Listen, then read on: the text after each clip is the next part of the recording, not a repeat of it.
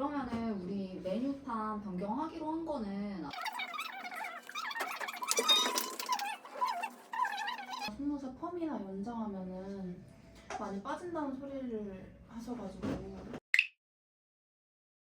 저도 어저께 시술 들어가면서도 그 질문 받았어가지고 진짜 그냥 침대에 누우셔서도 많이들 물어보시는 것 같아요. 저 같은 경우에도 어제 시술하는데 고객님께서 연장이 많이 상하냐고 여쭤보신 분들이 계셨어요. 맞아. 저도 연장을 그러니까 선생님들하고 이런 얘기를 이렇게 한두 명씩 하곤 한 적이 있는데 다 같이 할 기회는 없었잖아요. 그래서 오늘 그냥 이렇게 기회가 된 김에 물어보신 김에 팀장님이 해서 저도 얘기를 해보고 싶은데 저도 10년 동안 연장을 하면서 제일 많이 받아본 질문 중에 하나가 이건 것 같아요. 시술 받기 직전에 누우셔가지고 이거 속눈썹 연장이나 펌 받으면은 정말 속눈썹 빨리 빠져요? 다 빠져요? 이렇게 물어보시는 분들 진짜 많으시거든요. 진짜로 제일 많이 들은 질문 중에 하나인 것 같은데 혹시 선생님들은 어떻게 고객님들한테 답변을 해주고 계신지. 저는 제 상황을 먼저 말씀드리는데 전 예전에 펌이랑 연장 아예 안 받을 때는 뷰러랑 마스카라를 엄청 많이 했었거든요. 근데 저는 펌이랑 연장을 이제 받고 나서부터 아예 손을 잘 안 대니까 저는 더 건강해진 것 같아요. 저 이거 너무 공감해요. 저는 오히려 비염이 좀 심해가지고 아무것도 못 붙이는 상태거든요. 너무 눈을 자주 비벼서. 근데 제가 생눈인데도 눈을 자주 비비다 보니까 지금 속눈썹이 진짜 저희 샵 탑급이죠. 제일 약해요.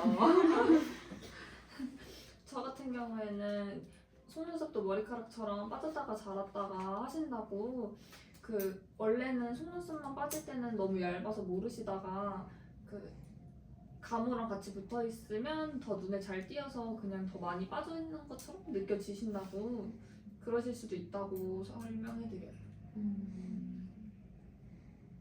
저는 그러니까 선생님들이 다 맞는 말씀을 다 해주시기는 했어요. 근데 일단 첫 번째는 속눈썹도 모발처럼 성장주기가 있잖아요. 그래서 퇴화기, 휴지기, 그다음에 성장기가 있어요. 순서는 조금 섞였을 수 있는데 이제 그러다 보니까 반복적으로 자라고 빠지고 이제 다 자란 속눈썹은 빠지고 그다음에 새로운 속눈썹이 자라나고 계속 자라고 빠지고를 반복하기는 하거든요. 그럴 때 이제 속눈썹을 달고 아무래도 우리가 속눈썹 연장을 건강한 모에다가 주로 붙여놓잖아요. 그럼 건강한 모가 이제 퇴화기 속눈썹인 경우가 제일 많아요. 그래서 퇴화기 속눈썹이 빠지면서 이제 우리가 붙여드렸던 속눈썹 연장 가모를 달고 떨어지시는 거죠. 그러다 보니까 근데 그게 또 진하니까 아무래도 눈에 더 잘 띄어서 이거 내 속눈썹 같이 떨어졌네? 이거 내가 속눈썹 연장해서 떨어진 거 아니야? 이렇게 느끼시는 경우가 제일 많으세요. 근데 아까도 어떤 선생님이 말씀해 주셨다시피 속눈썹도 모발처럼 자라고 빠지고 반복하기 때문에 이제 너무 걱정하실 필요는 없다. 근데 단 이제 평생 동안에 하나의 모공에서 자라날 수 있는 모근의 개수는 정해져 있다. 거는 알고는 계셔야 돼요. 근데 이게 뭐 한두 개, 두세 개가 아니기 때문에 굉장히 오랜 시간에 걸쳐서 자라고 빠지고 반복할 수 있을 정도인데 당연히 이건 되게 슬픈 건데 이거는 아셔야 되는 게 저도 마찬가지거든요. 머리숱이 점점 조금씩 줄어요. 그런 것처럼 속눈썹 같은 경우에도 이제 점점 시간이 지남에 따라서 이제 그렇게 다 자라고 빠지고 하는 개수가 줄어들기도 하고 그다음에 노화로 인해서 그 숱이 주는 거는 어쩔 수가 없는 부분이기 때문에 관리를 해주셔야 되는 부분이에요. 근데 이거는 연장을 받으시는 분들이든 아니시든지 간에 모든 분들한테 해당되는 얘기예요. 왜냐면 사실 그렇잖아요. 뷰러나 마스카라 많이 쓰시는 분들도 요즘에 진짜 많이 쓰시잖아요. 특히 어린 나이 때부터 사용을 하시잖아요. 옛날하고 다르게. 저희 때는 뭐 20살 때 시작하고 고등학교 때 시작을 했지만 지금 초등학생 때부터 시작을 한단 말이죠. 그러다 보면은 아무래도 많이 뷰러랑 마스카라 하는 게 생각보다 굉장히 속눈썹을 많이 건드리게 되는 거예요. 그래서 특히 뷰러 같은 경우에는 집게 같은 걸로 메이크업 전문가가 아니신 분들이 집에서 이렇게 어떻게든 바짝 올리려고 하시고 불로 태워가지고 이쑤시개나 이런 걸로 하시다 보면은 그걸로 인해서 탈모가 오시는 분들이 훨씬 많아요. 제가 오랫동안 했을 때 경험을 보면은. 그래서 어차피 속눈썹을 연장이나 펌을 받으시는 분들은 뷰러나 마스카라를 보통 사용하시는 하시는 분들이 많으시잖아요.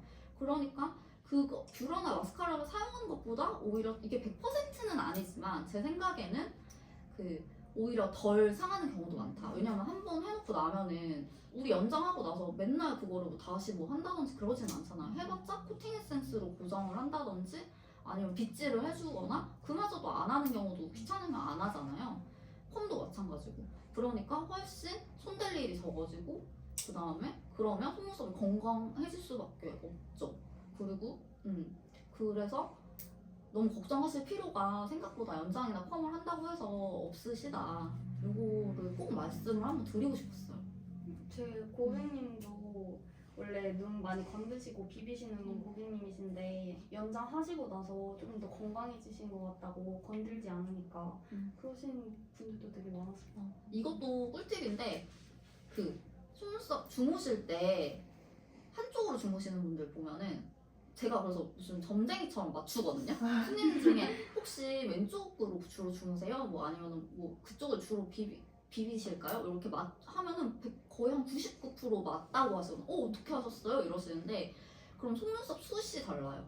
그러니까 근데 그거는 선천적인 게 아니고 그냥 후천적인 거거든요. 본인이 많이 건드려서. 근데 이제 저도 왼쪽이 더 빨리 떨어져요. 속눈썹 연장을 받으면은. 왜냐면 숱이 적고 약하니까 어쩔 수 없지. 그 베개나 이런 데에 많이 비벼지잖아요. 비벼지면 어떻게 되죠? 많이 빠지고. 근데 그게 시간이 지남에 따라서 그게 이제 적응이 속눈썹이 그렇게 돼버리는 거죠. 좀 힘도 약해지고 관리를 따로 안 해주시면 영양제를 쓴다든지. 그래서 그런 것만 봐도 알 수 있는 게 많이 건드리면은 그만큼 안 좋아진다 속눈썹이. 그래서 최대한 많이 눈을 안 건드리시면 뭐 펌을 하시든 연장을 하시든 뭐 혹은 뷰러를 하시든 마스카라를 하시든 그걸 안전하게 하실 수 있다. 네. 이 얘기도 되게 중요한 포인트인 것 같아요. 궁금해하실 것 같아가지고 설명드렸어요. 저 그것도 있었어요. 그 다이어트나 음. 출산하고 오신 고객님들도 속눈썹 진짜 많이 아 맞아. 저 실제로 많이 봐가지고 진짜 출산하실 때 숱이 확 줄었다가 그 모 고객님이 계시는데 제가 부원장님한테 말씀드린 적 있거든요. 그분 출산하실 때 또 확 줄어서 저도 좀 당황을 왜냐면 저한테만 받으시니까 몇 년 동안. 근데 제가 그러고 나서 한 1년이 지나서는 다시 멀쩡해지신 거예요. 6개월에서 1년 지나고 나서는 그런 경우도 있었고.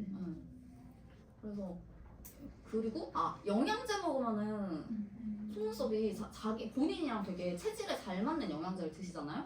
그러면 속눈썹이 굉장히 자라서 오시는 분들이 있어요. 그러니까 숱이 늘어서 오시는 분들이 있으셔가지고 그런 경우도 있을 수 있다. 근데 그것도 제 속눈썹 길이가 지금 펌이랑